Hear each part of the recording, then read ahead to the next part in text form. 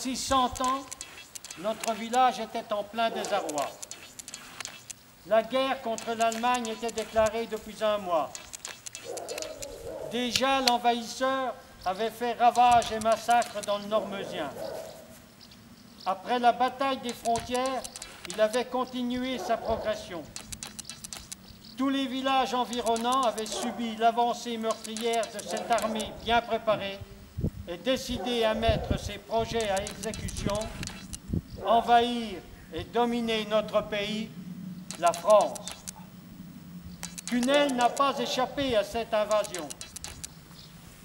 Déjà, tous ces enfants mobilisables se battent sur tous les fronts. Il ne reste que femmes et enfants, ainsi que les hommes âgés.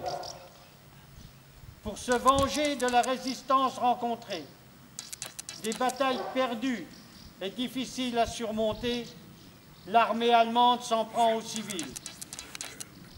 Elle se venge sur ces civils sans défense, et bien souvent pour des motifs futiles et insensés. C'est dans ce climat de peur que Cunel a vécu cette terrible et inoubliable journée du 4 septembre 1914. 3 des siens furent fusillés au cœur du village. Il s'agit de Poulain Narcisse, né le 7 octobre 1851. Chevalier de la Légion d'honneur, il est passé par les armes, il avait 63 ans. Magisson Auguste, né le 26 février 1855 à Brieul. Il était garde champêtre, il a subi le même sort. Il avait 59 ans. Pajot Euphrasie, épouse Julien, né à Brieul le 13 septembre 1841.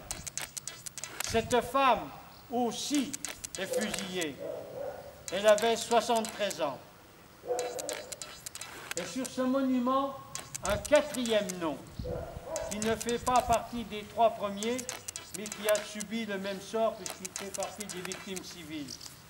Il s'agit de Henri Florent, qui est né le 3 mai 1895 à Cunel. Il fait partie donc des victimes civiles. Son décès est déclaré en 1918. Il avait 23 ans. Donc, quand la guerre a déclaré, il avait 19 ans. Il n'était pas mobilisable.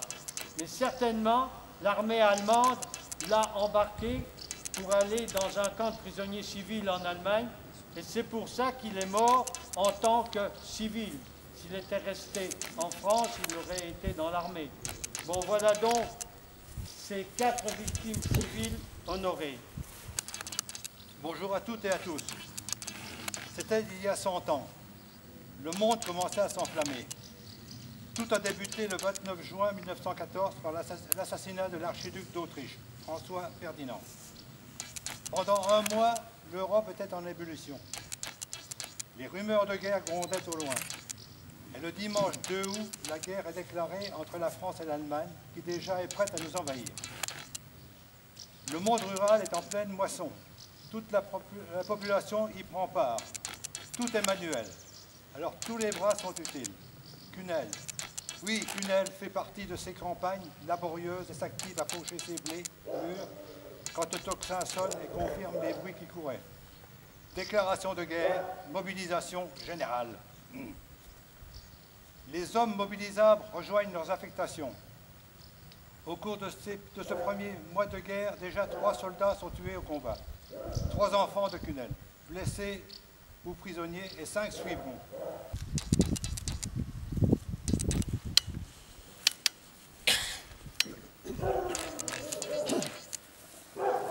Donc, Cunel a souffert de cette grande guerre avec ses victimes civiles, ses soldats morts au combat et toute la population qui a enduré toute cette longue durée.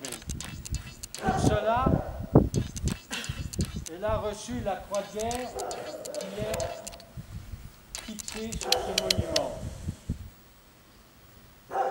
Et voilà le le texte qui va avec l'attribution de cette croix de guerre. Resté pendant 4 ans dans la zone de feu, a subi de fréquents bombardements par canon et par avion.